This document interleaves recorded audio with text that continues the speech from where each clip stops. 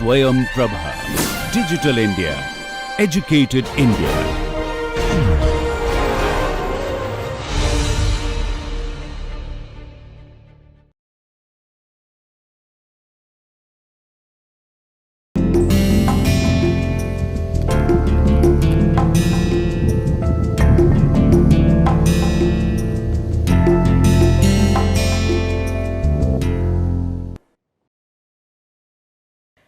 Welcome back everyone. Before this we had a discussion on experiments and we tried to understand endogeneity problems. So, what we are going to do next is to understand situations where we cannot run experiments to see if some statistical or econometric tools can come to our rescue in terms of getting the causal effect. So, we start with instrumental variables today. Let us review a bit of what we have seen so far. So, what we have discussed so far is the goal of regression analysis. The goal of regression analysis is to estimate the conditional expectation function, expectation y given x. Now, what we have over here in the very first line that you see, we have the expectation function in the mean deviation model, that is without the intercept term. So, this model actually subsumes the one with intercept, and what we are going to do is we are going to try to understand the idea of where instrumental variables or how instrumental variables can help us to retrieve the true value of beta. So, our interest as usual is the unbiased estimate of beta, which is the change in the conditional mean given an exogenous change in x. So, one of the examples that we can think of that we have discussed in the past in the effect of earnings caused by an increase in schooling attributed to exogenous reasons that are not a choice of the individuals. So, what we mean over here is basically that we are interested in the effect of education on earnings, where education is not a choice of the individual, but experimentally given or randomly given to the individual. So, in such a context where we can treat education as exogenous, we are interested in the effect of education on earnings. So, the OLS model, the regression model that we have is y equal to beta x plus u. Once again we do not have the intercept term here, because you can assume for simplicity that this model is the mean deviation model.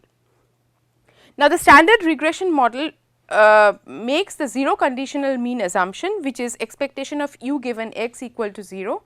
Then the only effect of x on y is essentially given by a direct effect via the term beta x, and where x and u are independent causes of y. Now, what does that mean?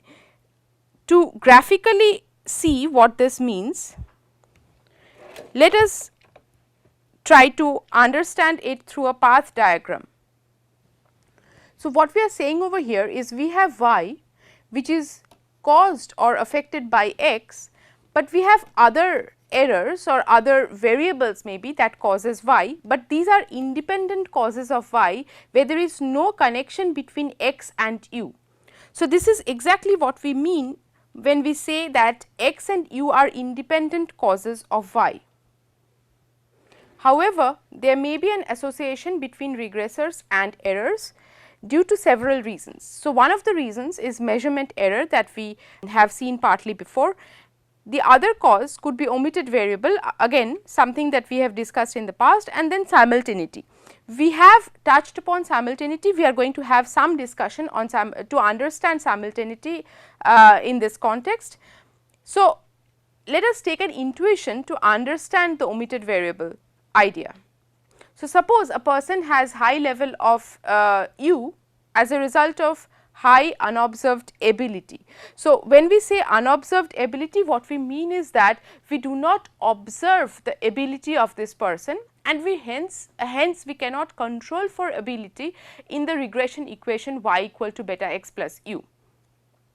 So, we cannot explicitly control for ability, which means that ability is now part of u, which explains y, something that we just saw before, that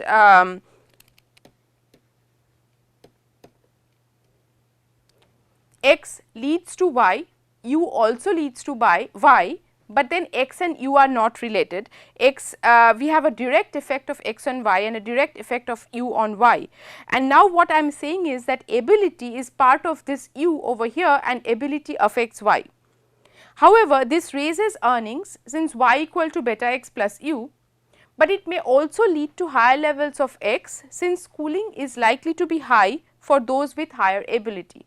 So, now we are changing the path diagram, in other words, to say that x and u are actually related to each other. In other words, ability not only affects y, which is ability not only affects your earnings, but it also affects the x, which is your schooling. A more able child would be able to earn a higher wage, for instance, not because of schooling per se, but because maybe the child has higher cognitive ability, is smarter, etc. But this child, when while growing up, might also attain higher levels of schooling simply because the child is more able. So, which means now we have an association between x and u, which leads to an additional effect on y, a feedback effect. So, now there is an association between x and u, which leads to a higher impact on y. So, what are the consequences of this correlation between x and u? Now, higher levels of x have two effects on y.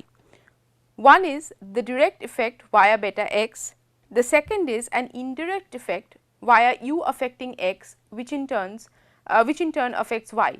This is remember, as opposed to what we saw earlier, where we assume that there is no association between x and u, and in the case that there is no association between x and u, we do not have this part of the path diagram.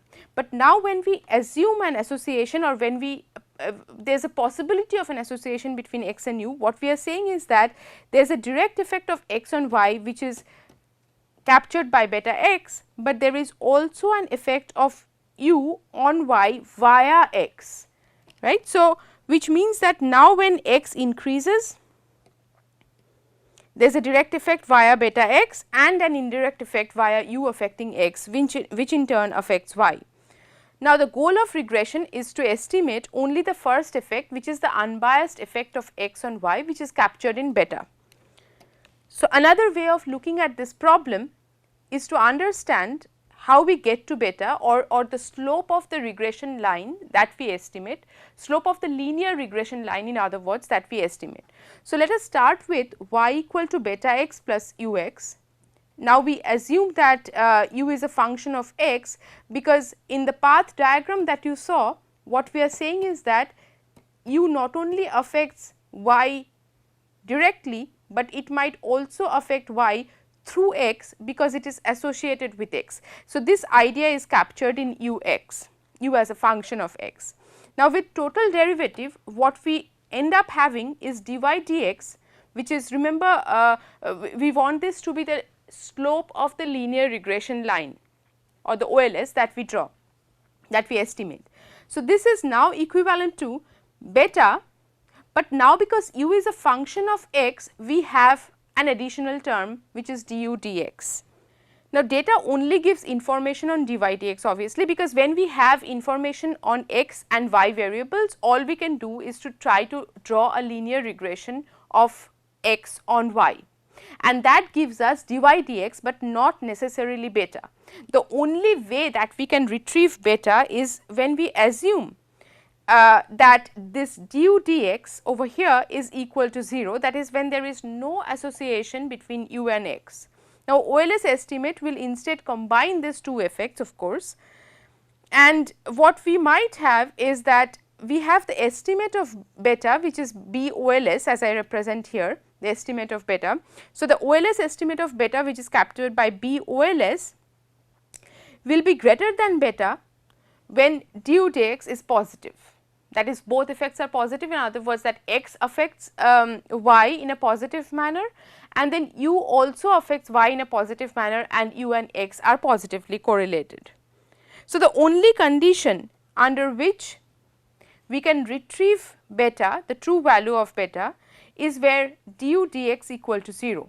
And recall, now the analogy with the experiment, what we learned in experiments is that in experiments we try to randomly allocate observations or units of observations to treatment and control groups, so that there is no association between u and x, between the treatment allocation, what we had symbolized as D before, between the treatment allocation and u. So that this leads to what we have is the what we do not have in that case is the selection bias, which is again captured by the du dx term.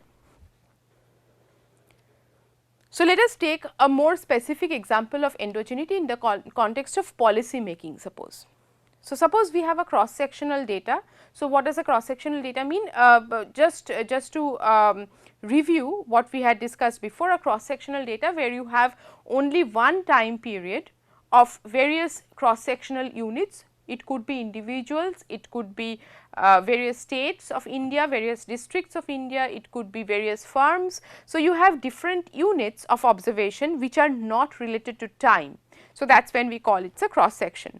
So, cross sectional regression of public health outcomes, say the proportion of population in various cities suffering from a particular childhood disease on public health expenditures per capita in each of these cities. Suppose we are interested in this question, that whether spending which is public spending is effective in reducing the incidence of the disease. But when we ask this question, we must also consider the possibility of reverse causality. Now, what does reverse causality mean in this context? It is a possibility that when governments or policy makers decide how much to spend in each city on public health expenditure, on public health infrastructure, that decision is also guided by the historical incidence of a particular disease in that city. Now, suppose we think of dengue outbreak. Now, when we think of dengue outbreak, obviously governments in cities where dengue outbreak has a higher incidence would end up spending more, right. So, but when you try to see the effect of expenditure on the health outcome, whether people suffer less from dengue after expenditure has increased, there is a potential confusion, because expenditure is also higher in those cities where dengue outbreak is higher. So, you might end up getting a correlation in the wrong direction, where you find that cities where expenditure is higher are also cities where the incidence of the disease is higher, and you might end up inferring from that wrong correlation that higher expenditure is leading to higher incidence of the disease. So, this is exactly what we had discussed before, is the confounding effect of various types of problems, like the omitted variables, like measurement error. In this case, we are talking about reverse causality. So, just to repeat, the level of expenditure is likely to be partially determined by the historical incidence of disease in each jurisdiction or city. In this context, OLS estimates of the relationship will be biased even if additional controls are added in the specification, because the case that we are discussing here is a little bit different from omitted variables, it is distinct from omitted variables. Hence, even if we control, suppose we had all or a rich set of data and we could control for these various indicators, various factors that affect both expenditure on health as well as the incidence of health, we might still end up getting a spurious correlation because of reverse causality, which is not addressed by adding more control variables. So, what do we need to do? So, what we are trying to understand here is the effect of public health expenditure on the incidence of the disease. Now, for this, because there is a potential possibility of reverse causality, that higher expenditures are made in areas where there is higher incidence of the disease, what we need to do is we need to model the public health expenditure. So, although we may have no interest in modeling public health expenditures, we must be able to specify such an equation in order to identify the relationship of interest. Now, this is very important, as you will see, because this forms the crux of the idea behind the instrumental variables. So, So, let us look at the history of instrumental variables a little bit, in what context did instrumental variables actually pop up, and then we discuss what instrumental variables actually are. Now, instrumental variables came up as a fix for endogenous regressors. So, the IV approach grew out of early econometric research on the problem of how to estimate the parameters in a system of linear simultaneous equations. So, the term endogenous regressors arise from simultaneous equation models, where the explanatory variable, which is the exogenous variable, is also determined in a separate equation as a part of the system. Now, look at the how to connect what we learn over here to the last point on the previous slide, that is, we need to model public health expenditures. So, what does this mean? Public health expenditure is actually an explanatory variable when we are looking at the relationship between public, or how the causal relationship from public health expenditures to the incidence of the disease. And what we are saying over here is, we, in order to understand the causal relationship from public health expenditures to the incidence of disease, what we need to know, or what we need to do, is understand that these endogenous regressors, in this case by endogenous regressor we mean the public health expenditure, arise from simultaneous equation models where it is determined in a separate equation as part of the system. So, public health expenditure itself is an outcome variable. It is not just an explanatory variable in the equation of incidence, health incidence on, or disease incidence on public health expenditure. It also appears as an outcome variable, as a dependent variable. Why? In another equation, where public health expenditure depends on other variables as well, including the health incidence, right, the disease incidence.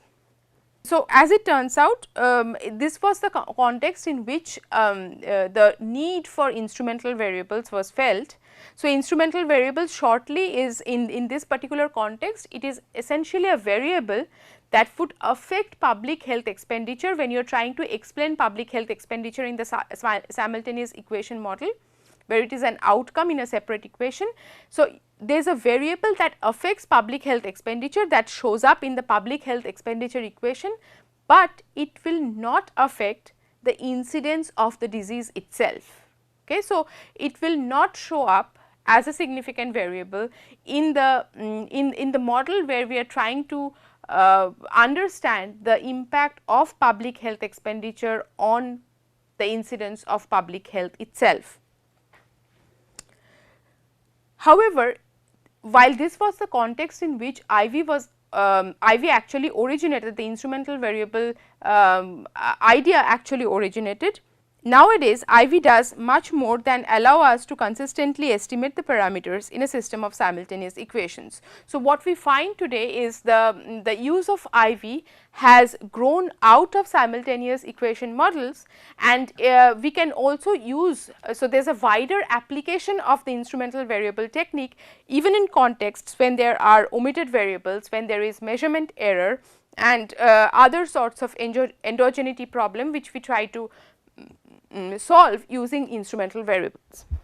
Now, getting back to the simultaneous equation model, because that is where IV started, the foremost example of simultaneous equation model is the supply demand framework in economics, in which price and quantity are jointly and or simultaneously determined in the market for goods and services. So, something that we have seen before. So, what we are saying over here is, suppose we want to estimate the response of market demand to exogenous changes in market prices. So, how does demand respond to prices? So, if you go back to if you remember from our very first lecture, we had discussed the a potential example from market research, where suppose Starbucks wants to come to India and set up. So, think of a time where Starbucks was not there in India and it is coming to the Indian market for the first time, and it wants to understand how to price its product in India, because pricing of course does not always depend only on the cost, but there are markups and so on. So, the idea is that if when it is trying to decide how much price to charge for a cup of coffee, it needs to understand what is the demand at a particular price. So, it needs to understand the demand elasticity of coffee. So, only if it understands the demand elasticity of coffee would it be able to find out that if a price P is set for a cup of coffee, how much demand there would be, and hence how much revenue the firm would earn, and effectively what the profit would be. So, in this context, quantity demanded clearly depends on price, but prices are not exogenously given, since they are determined in the market in part by market demand. So, this is the simultaneity problem that we are talking about, that in order to understand the effect of increasing price on market demand, we need to understand the causal relationship, the true causal relationship from price to market demand. However, when we are talking about prices, prices are not determined in some vacuum. They are not or given exogenously to let us say Starbucks. It is determined as part of this equilibrium in the which is determined in turn by the intersection of market demand and market supply. So, which means in other words that we have price as an outcome variable, as a dependent variable in another system, which is part of the simultaneous model that we are talking about over here, and price itself is determined by quantity demanded, which has been a dependent variable in the other equation, and it is in addition to quantity demanded, there are other factors that also affect prices. So, to formally understand what we are talking about over here, we go back to the supply demand framework that we have seen before. So, we have a demand equation where quantity demanded is a function of price, a negative function theoretically, and we also have price in the supply function, right, another function where we have where prices affect supply. Now, you could also think of the supply function as prices being affected by the supply, the quantity supplied. Okay. So, the inverse supply function in other words. So, assume that demand shock Ui and supply shock Vi are uncorrelated, just to make it simpler. So, at equilibrium supply equals demand. So, then what we have is we have these two equations where Yi is essentially quantity demanded in this equation and Yi is quantity supplied in this equation, and what happens in equilibrium is we set the quantity supplied equal to the quantity demanded, and as soon as we do that, what we end up having is Y in terms of all the parameters of the model, which is beta, B and alpha, and of course, Ui and Vi, the error parts, and additionally what we have is we have prices. Once again we just simultaneously solve these two equations, and we also have the prices in terms of beta, B, Ui and Vi. So, essentially what we have is a weighted average of the two parameters B and beta, which are parameters from the supply and the demand side of the market, not just B, which we are actually interested in. So, we are over here, just to repeat, we are interested, or Starbucks as a company is interested in B, which is the effect of prices on, the true effect of prices on quantity demanded. But what we see in equilibrium, what we see from data is actually the equilibrium points only, which is a weighted average of both beta and B, and not just B, which we, as a company I am interested in. So, when I regress Yi on Pi, what I get is this weighted average value of B and beta. Diagrammatically, to understand what we are talking about over here is the following.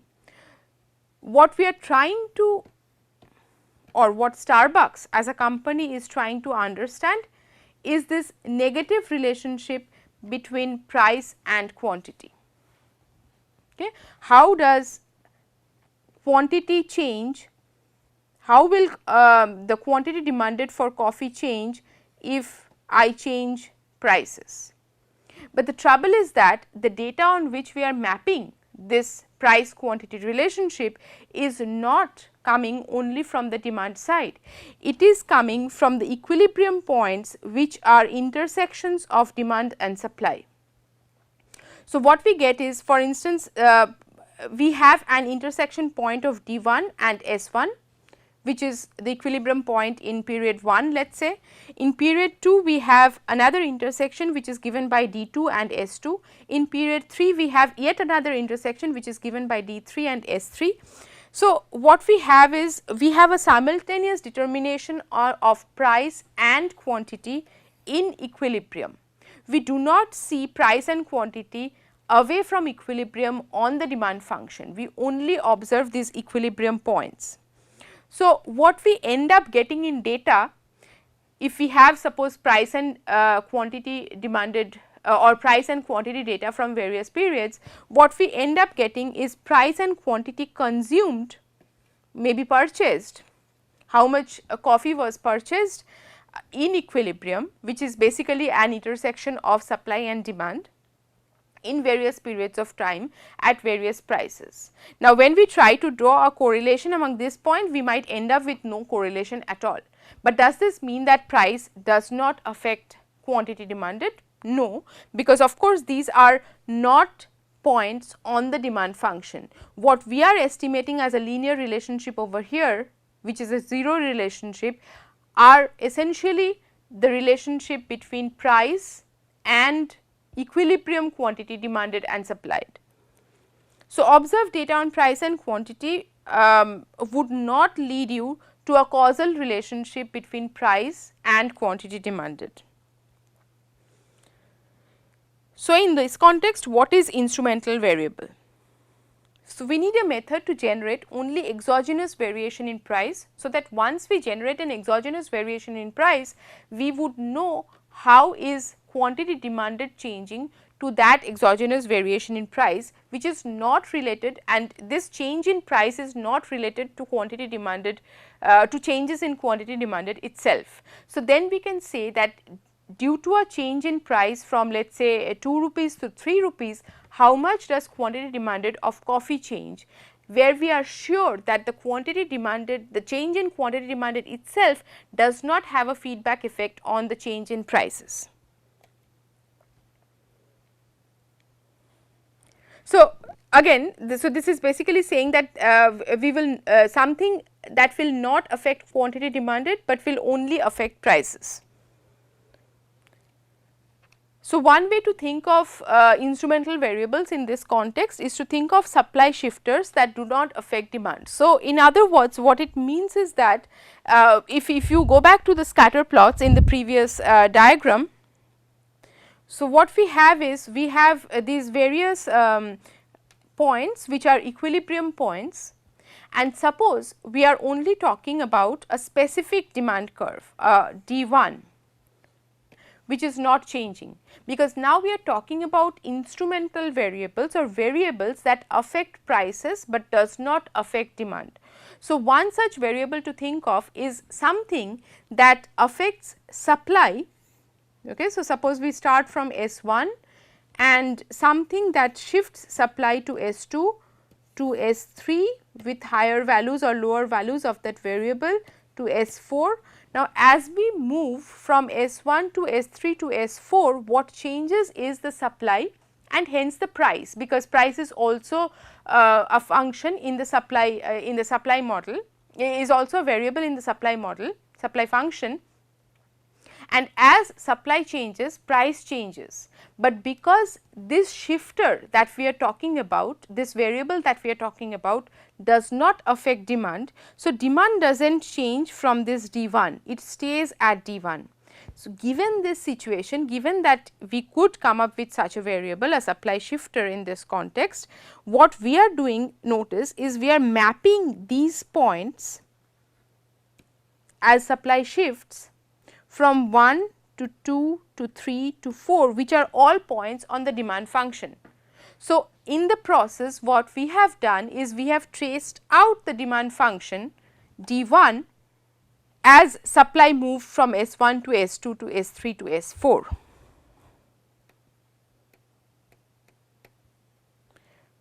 So, this is what we just saw.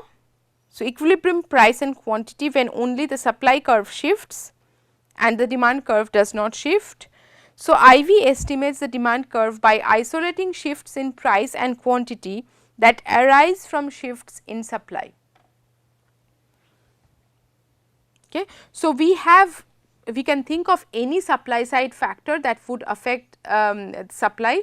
So, as we move from S2, S1, S3, what we are saying over here is suppose in the context of agriculture. So, suppose there is a weather shock, whether higher rainfall leads to either higher or lower levels of agriculture, depending on whether we are talking of higher rainfall from droughts or higher rainfall from floods, and this higher rainfall does not affect quantity demand or is less likely to affect quantity demanded, but it is likely to affect the supply, because it will affect the production of crops, and hence it shifts the supply from S2 to S1, S1 to S3 and so on, but it does not affect D at all. Now, but when S shifts from S2 to S1 to S3, of course, the price will also change, because we have lower or higher supply depending on whether we are moving from S3 to S1 or S1 to S3. Now, because prices change as well as supply changes, what we can try to find out now is how does demand change in response to these changes in prices, which are not in turn caused by changes in demand, but exogenous changes in prices. So, as soon as we have exogenous changes in prices due to some other reason, which is in this case supply side, we are trying to say how much does demand change in response to these exogenous changes in prices, and then we have isolated the demand elasticity.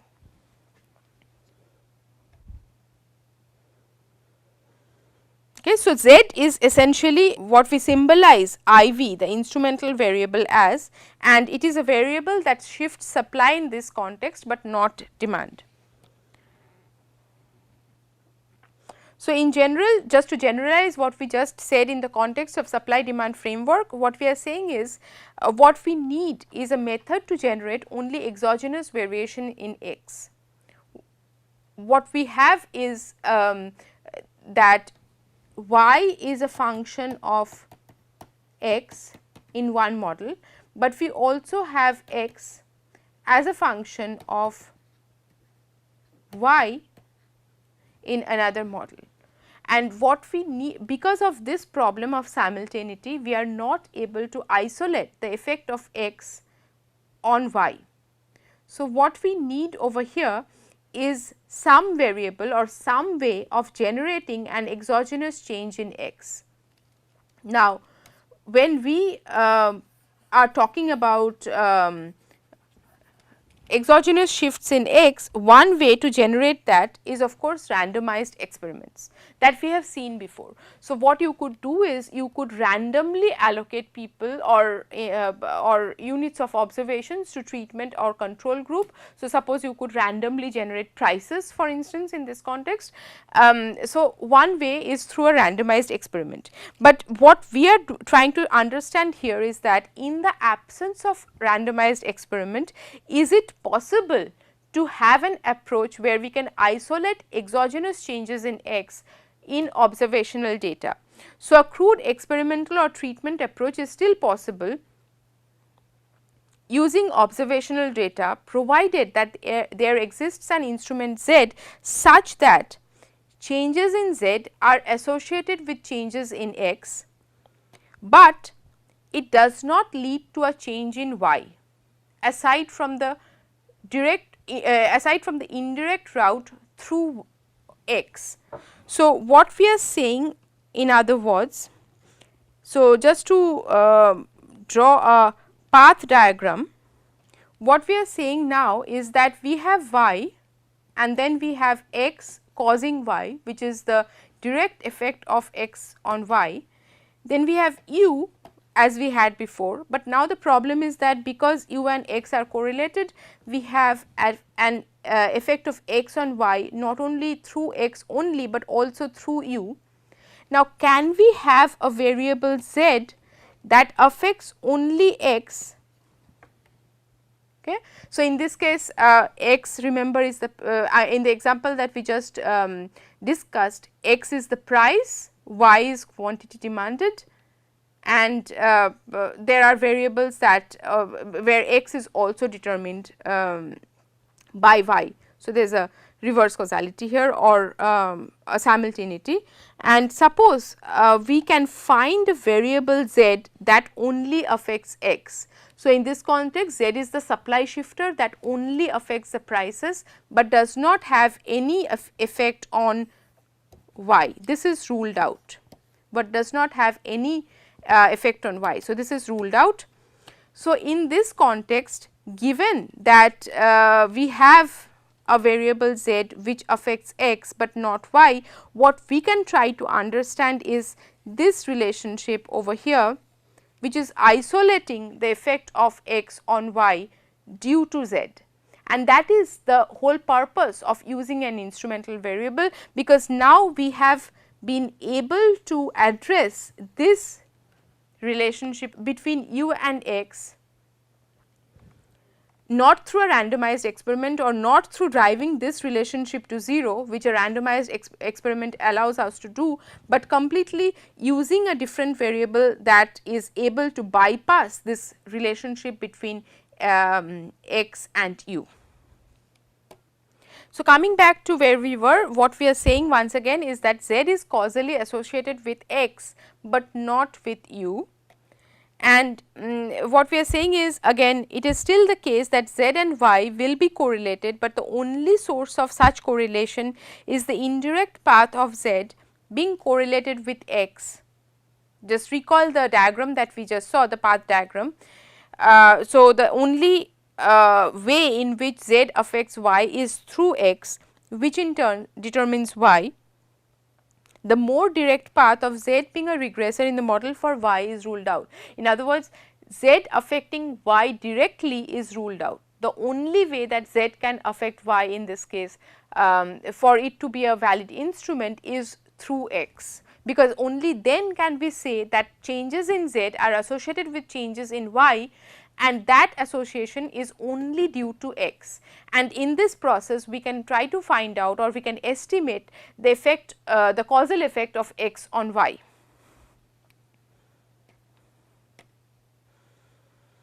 So, just to lay out the assumptions of instrumental variable approach. So, now that we understand the path diagram or the intuition between behind instrumental variables, what we try to do is we try to formalize them as assumptions. So, z is called an instrument or instrumental variable for x in the regression of y on beta x plus u if z is uncorrelated with u, right, because that is exactly what we saw. We do not want z to be correlated with u, because we are trying to address the correlation of u and x. We only want z to be correlated with x and nothing else over here. So, it should not have any direct effect on y. So, z is uncorrelated with u. So, correlation zu is equal to 0, which is the exogeneity assumption, and the second one is z is correlated with the regressor x. That correlation zx must not be equal to 0. So, the first one is called instrument exogeneity or the exclusion restriction. It excludes the instrument from being a regressor in the model for y. Since if instead y depended both on x and z and y is regressed on x alone, then z is being absorbed into the error where you miss out z. So, then z becomes an omitted variable actually in that regression if z was actually correlated with y directly. So, that x will then be correlated with the error. So, it again will raise an omitted variable problem if suppose z was directly correlated with y and not only through x, because in that case if z is directly correlated with y, then in this regression over here if you miss out z, then z becomes an omitted variable because it is correlated both with y and with x. So, what we want is a variable z that is correlated only with x, but not with y directly. It affects y through x. So, that once we have controlled for x in this regression, there is no need to have z in this regression anymore. It will be so that the effect of z on y follows only through x. So, that is called instrument exogeneity, that the instrument is not correlated with u and hence exogenous, or it is called the exclusion restriction because what we are saying over here is that Z is excluded from this structural model of the relationship between x and y. We do not have Z in this model and hence Z is excluded. The second condition is called the instrument relevance condition, which requires that there is some association between the instrument Z and the variable being instrumented, which is x. So, unless you have some association between x and z, if you go back to the, if we go back to the path diagram. So, we need some association between x and z, because unless there is some association between x and z, we cannot find out the path from z to x to y. So, that is the instrument relevance condition. So, revisiting the demand and supply example. So, now that we have defined an instrumental variable, a suitable instrument for price is a variable that is correlated with price, that is correlated with x, but does not directly affect the quantity demanded, which is y. So, an obvious candidate is a variable that affects market supply, since this also affects prices, but is not a direct determinant of demand. This is exactly what we saw in the supply shifter before, that we are talking about a variable that shifts the supply function, and as you shift the supply function, it does not affect the quantity demanded. So, we have an instrument Z that shifts the supply function, that affects, and hence it affects prices, but it does not affect quantity demanded directly. So, one example is a measure of favorable growing conditions if an agricultural product is being modeled. So, suppose we are, so what we had discussed before is this Starbucks coffee example, but now suppose we move to agricultural product. So, you can think of demand for anything, and the reason that we are first talking about agricultural product over here is because that this is traditionally the example in which the instrumental variable actually came up. So, an example is a measure of favorable growing conditions in an agricultural product. So, provided favorable growing conditions do not directly affect demand. So, once again, suppose we are talking about coffee beans here and not the final cup of coffee that is sold in the retail outlet. So, suppose we are interested in this log of coffee demanded, and this is the log of price of coffee, and what we are interested in is this coefficient beta, which captures the elasticity of demand for coffee. And suppose that Z, one variable that could very well serve as an instrumental variable is rainfall in coffee producing regions, because rainfall affects the crop of coffee. Another possibility is to think of a tax on coffee, okay, because once again tax affects from the supply side the prices only. Tax does not, a tax on the price of coffee, let us say something like an ad valorem tax, a supply side tax is unlikely to affect demand directly, but it is likely to affect demand only through the changes in prices, because consumers now will have to pay a different price. So, tax is another potential instrumental variable. Now, let us for the time being only consider on rainfall. So, is Z a valid instrument? So, remember, to meet the conditions for a valid instrument, an instrumental variable must meet two conditions. One is exogeneity, that is the correlation between rainfall and this u over here must be equal to 0. So, is this equal to 0? Well, possibly whether it rains in coffee producing regions should not affect the demand for coffee. The second one is the relevance condition, that is the correlation between rainfall and the price of coffee.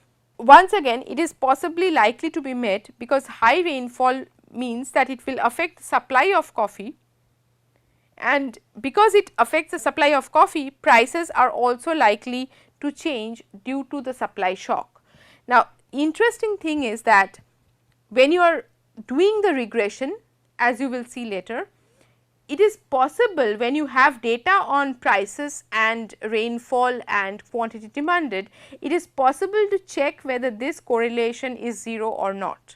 However, it is never actually truly possible to check the or to cross check whether the exogeneity condition holds or not. So, you have to be theoretically sure or theoretically argue whether the exogeneity condition actually holds or not. You have to be confident given the data. In this case, for instance, we have rainfall data, and we have to assume that rainfall does not have a direct impact on demand.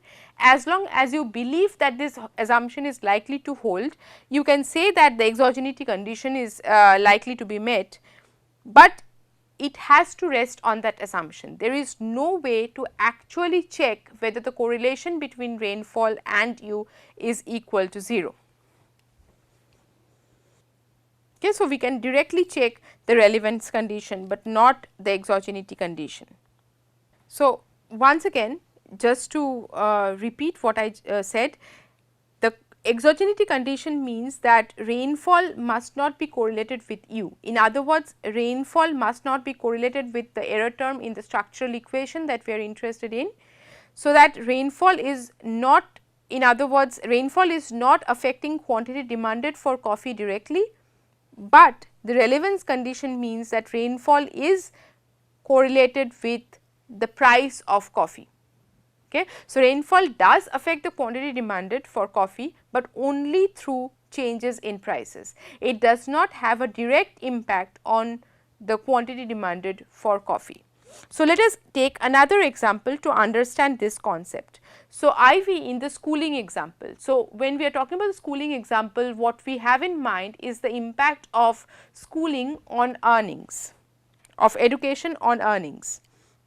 So, in the estimation of returns to schooling, one popular candidate for Z is the proximity to college or university. So, this was used very famously by Card in his 1995 paper. So, what we are saying over here, remember, is to try to find out whether earnings or wages, however you want to call it, is determined by education. Okay. And the problem is that in the education earnings example, we are talking about a host of omitted variable problems. So, there could be family backgrounds which affect both the education possibilities of a child as well as the earnings possibilities of a child.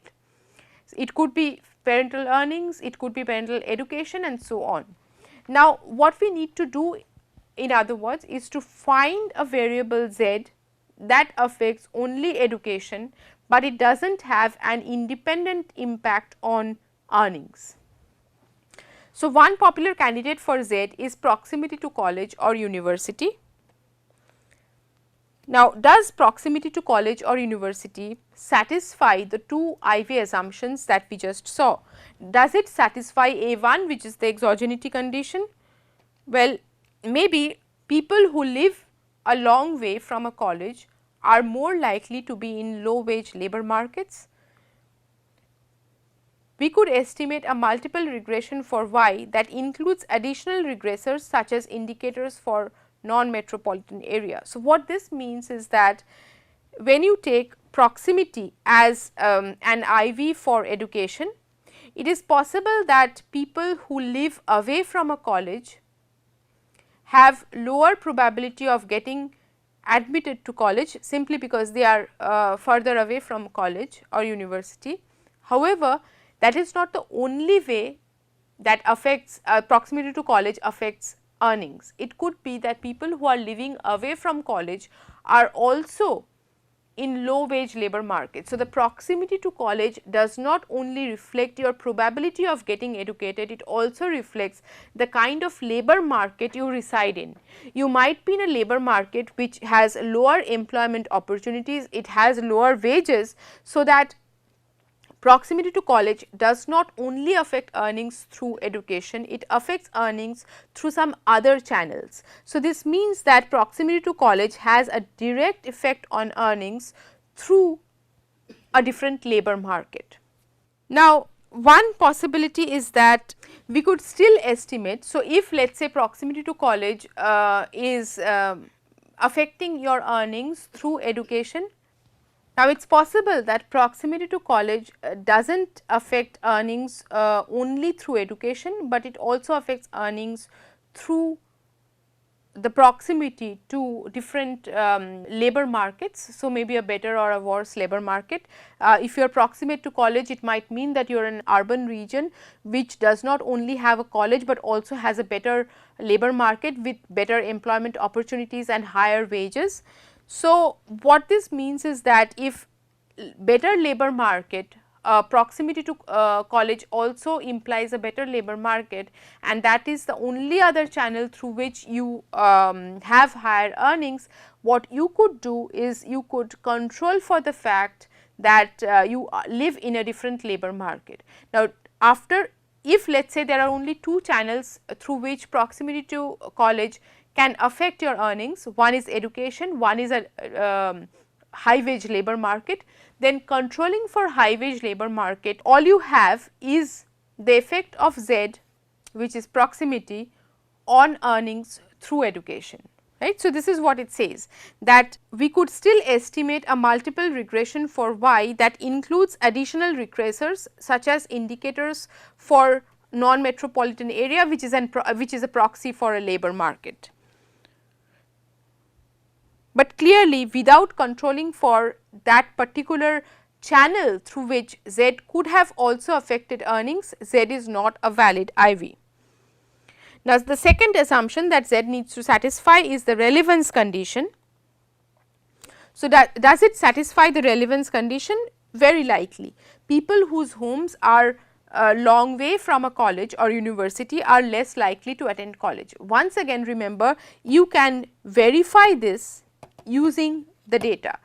However, this exogeneity condition is non-verifiable, something that you have to believe or argue or be sure theoretically that this holds. Another candidate which has been used as an instrument for education is the month of birth of a child combined with compulsory schooling laws. This was used by Angrist and Kruger in 1991. Now, what they are saying is that depending on when a child is born in a particular year, so if you consider two children, one is born in December and one is born in January, and suppose school year starts in January, and suppose the entry age to school is 5 years. So, the child who was born in December of 1990 will actually become 5 years in the December of 1995, but the child who was born in January of 1990 would become 5 years in January of 1995. So, the child who is in January 5 years old can start school in 1995, but the child who was born in the December of 1990 will have to wait one more year to be able to start school. Now, I took two very extreme examples of the first month and the last month of the year when school year is from January to December, but you can also think of any month in between. So, for instance, a person who is born in May as opposed to a person who is born in July, then the child who is born in May is able to start school in a different year than the child who is born in July, depending on when they turn age 5.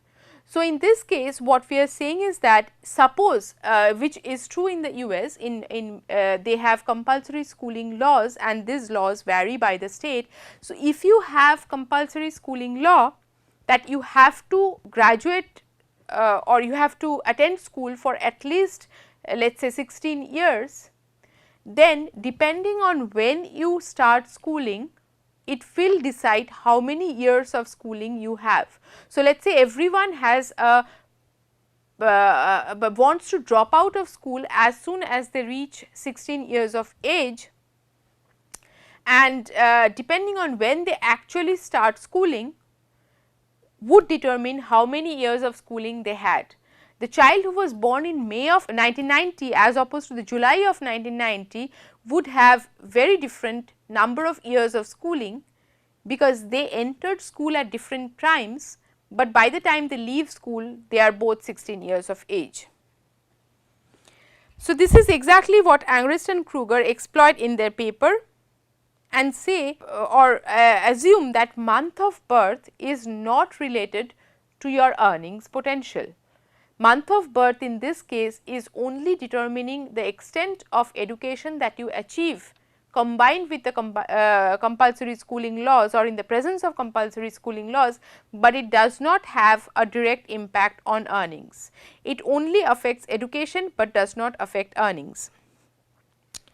So, given this possibility that month of birth only affects your years of education, but your month of birth is less likely to affect your earnings directly. There is no theoretical reason, at least a priori when this paper was written, we could not think of any theoretical reasons that a month of birth could affect earnings. To that extent, month of birth is a valid IV, it meets the exogeneity condition.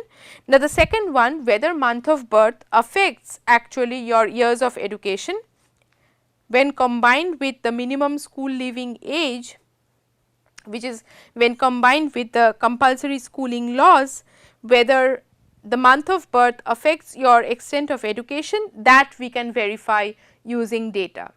So, once we are able to verify using data whether the relevance condition holds, and if you are willing to believe that the exogeneity condition holds, then we can be sure that Z can be used as an instrumental variable. So, before going further, what we would do is to summarize what we learnt about instrumental variables today, what we learnt in today's lecture. So, the first thing that we discussed is the goal of regression is to estimate the conditional mean function, the expectation of y given x, and when we try to estimate the true value of this expectation of y given x, one way of doing this is the experimental approach, where we try to assign treatment and control to randomly to the units of observation, and this is how we try to retrieve or estimate the true value of the expected conditional mean of expectation y given x. However, this best case scenario of setting up an experiment is not always feasible, particularly in social science research. So, when we are talking about when we are interested in various causal relationships, but it is not always ethically possible, or even when ethically possible, it is not possible financially to set up an experiment to answer all questions causally. Thankfully, in those instances, we have been able to come up, econometricians, statisticians have been able to come up with econometrics or statistical tools that can be utilized to create a condition which is similar to that of experiments, that is, create a counterfactual or construct a counterfactual using the statistical tools and say something about the causal relationship between x and y. Now, there are several such tools that can be utilized, and one of the most prominent ones is instrumental variables that we learned today, or that we started discussing today. And what we discussed is the historical context in which instrumental variables were first used. Now, the historical context in which instrumental variables were first used is the demand supply framework or the simultaneous equation framework, where suppose we are interested in measuring the effect of price changes on quantity demanded. In other words, we are interested in measuring the elasticity of demand or estimating the elasticity of demand. And typically the problem that crops up in such a context is that quantity demanded is not the only dependent variable in the model, in the system of demand and supply, but price itself is determined by quantity demanded and quantity supplied.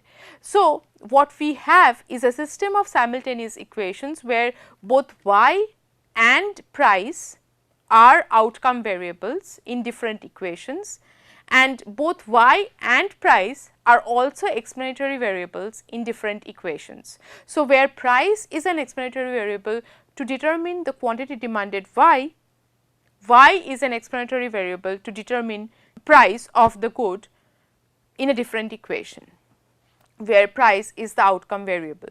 So, in such a context, what we could do is we could use supply shifters that does not affect quantity demanded y, but only affects prices to trace out the demand function. So, what we are saying over here is we have as an instrumental variable or as an instrument a variable that affects prices, which is our explanatory variable when we are interested in the elasticity of demand.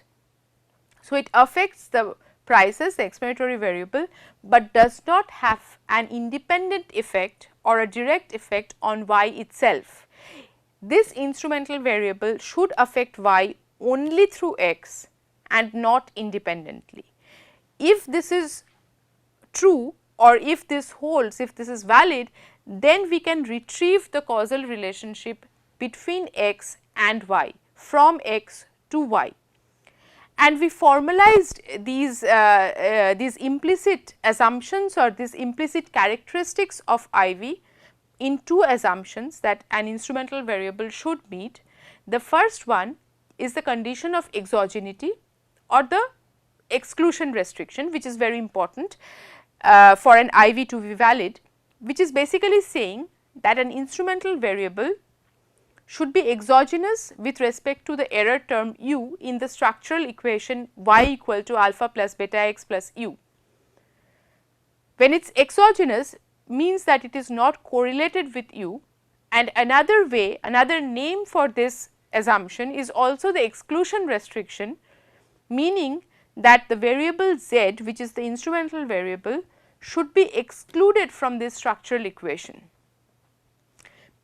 In other words, when you control for x, which is y equal to alpha plus beta x plus u, once you have control for x, z has no role to play in that equation anymore. The second condition that we talked about is the relevance condition, that x and z must be correlated, because only when they are correlated can you have a path, a link from z to x to y, and that helps you to recover the relationship or the true relationship from x to y, even when x and y are or x and u are correlated. So, even when x is actually endogenous, you are able to recover the true relationship from x to y in the presence of a valid instrument, which is where validity means that one, the instrument is excluded from the structural equation, and two, the instrument is a relevant instrument, in other words it is correlated with x. So, with that we end today's discussion, and we would take up further derivations of instrumental variables, various ways of deriving and understanding instrumental variables further in our next class. Thank you for attending today's class. So, until next class.